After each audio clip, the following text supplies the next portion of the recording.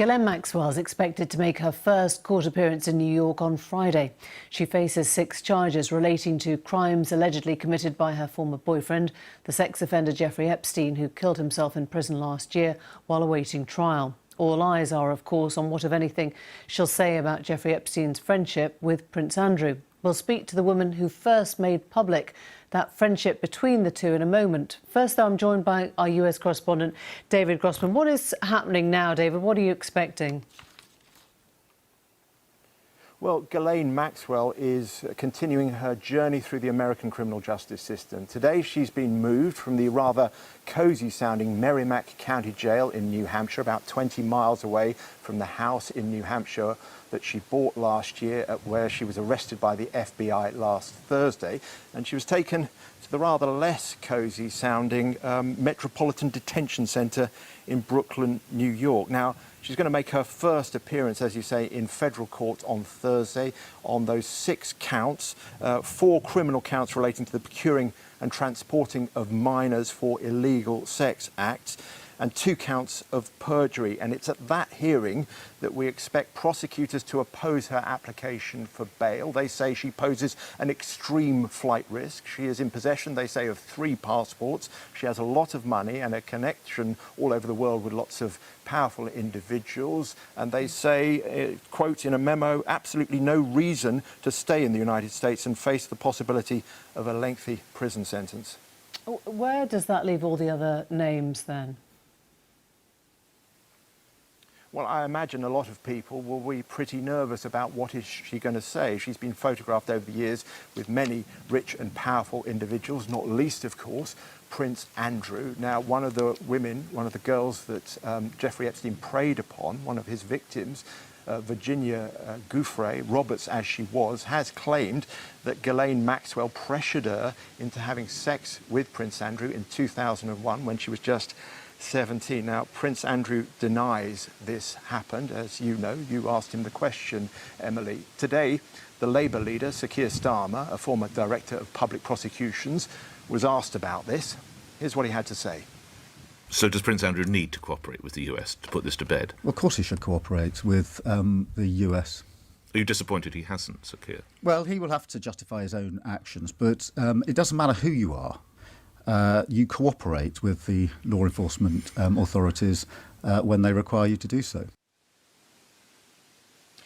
Now, last Thursday, those federal prosecutors reiterated their request for Prince Andrew to face questions by them. Now, lawyers for the Prince have pointed out that they say he's done nothing wrong, and he has offered to cooperate on many occasions, including 3 occasions this year when he's contacted the US Department of Justice and offered to answer their questions. David, thanks very much indeed. Well, I spoke earlier to the former chief prosecutor for the northwest of England, Nazir Afzal, and Conchita Sarnoff, the first person to make public the friendship between Prince Andrew and Epstein in 2010. I started by asking Conchita if she thought the alleged victims of Epstein were close to getting justice today.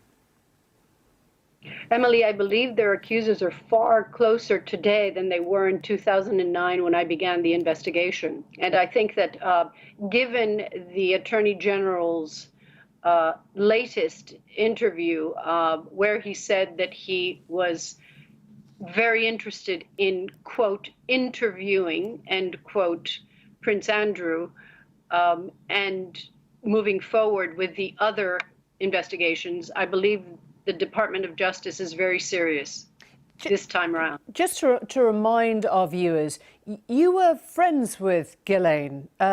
You told her a decade ago of the discoveries that you had made. Is that right? What was her response at the time?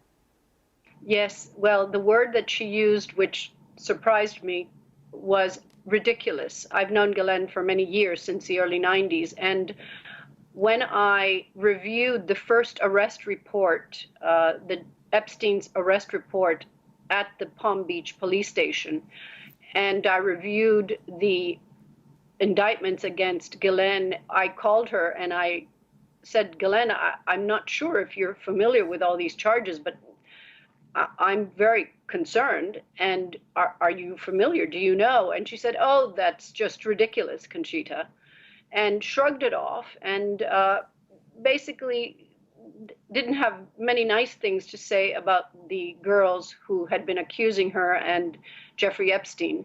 And that was the end of the conversation. In the US, you have the system of plea bargaining. In essence, the possibility of reducing a sentence by providing information that authorities find helpful. What impact do you think that system could have here? First of all, Ghislaine Maxwell is covered under the immunity clause when Jeffrey Epstein was given the agreement, the non-prosecution agreement back in 2008. So Ghislaine was covered under that agreement. That would make it a federal agreement. That was not a state agreement. If she's covered under a federal agreement of immunity, then does that mean she's untouchable? I don't understand that. Yes, well, that is exactly right. And in that non-prosecution agreement, which seems to be an ironclad deal because, number one, it was never overturned in 2018. That non-prosecution agreement negotiated in Washington, D.C. by the Department of Justice and Mr. Epstein, the late Jeffrey Epstein's attorneys, that is a binding legal document which provides immunity, meaning a safe harbor for those procurers identified in the arrest reports and identified in Jeffrey Epstein's indictment.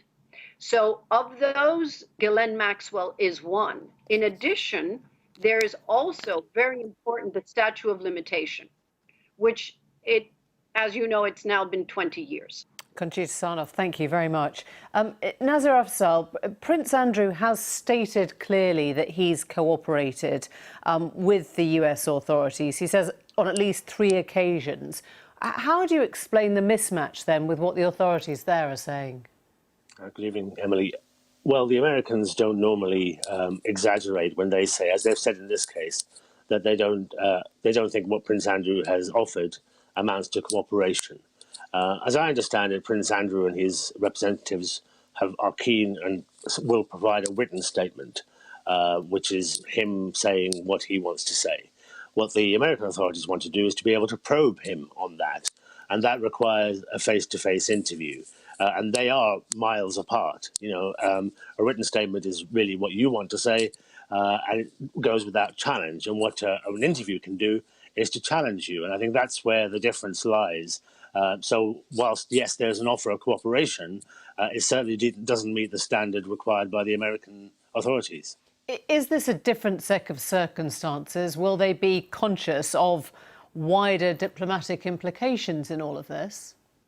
I've no doubt. I mean, you can't operate in a vacuum. You will know he doesn't have sovereign immunity. Only the Queen has that.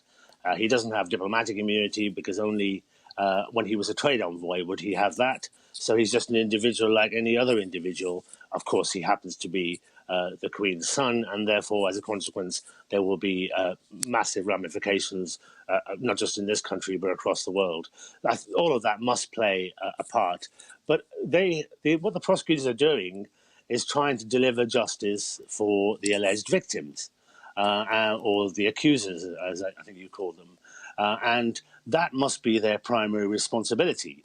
I have prosecuted thousands of sex offence cases during my career, and they are the most difficult cases to prosecute.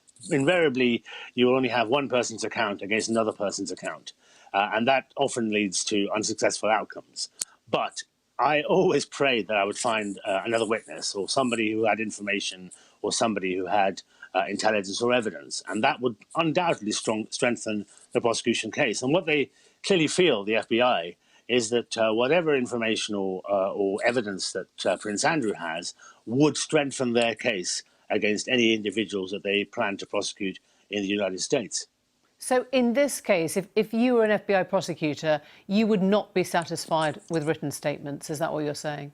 On the face of it, no. You want to be able to probe, strengthen your case, and that means you want to be able to put any information that you have that might contradict the statement that's been given by your witness, and you can't do that in a written written statement. You Even can though do he's that. he's just a witness, though, isn't he? This is going to be a contested matter. It's going to involve substantial amounts of cross-examination and lots of evidence being given and challenged. You want to be able to challenge your witnesses' evidence before they have to do it in a courtroom. And that's why it's important, I think, that the FBI do what they want to do, which is to be able to, in effect, examine the prince on what his account would be.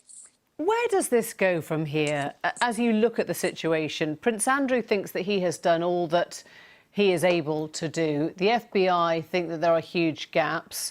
Keir Starmer, the Labour leader and obviously former Director of Public Prosecutions, is urging the Duke of York to go further and to be that witness.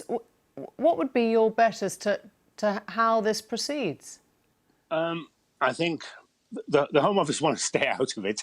As I understand it, there's been a request, a formal request from the Americans, and the Home Office want to stay out of it. What they would want, I think, is what Keir has said today, namely that the Prince finds some way of being able to accommodate the American request and do so. That might be, for example, being interviewed here in the UK by American investigators in some neutral territory.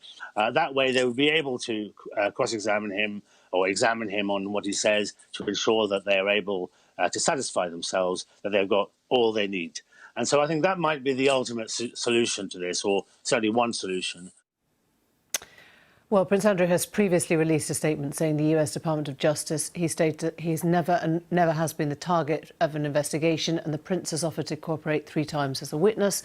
The Prince and Ghislaine Maxwell have denied ever being aware of Epstein's wrongdoing and themselves deny any wrongdoing or involvement in any crime.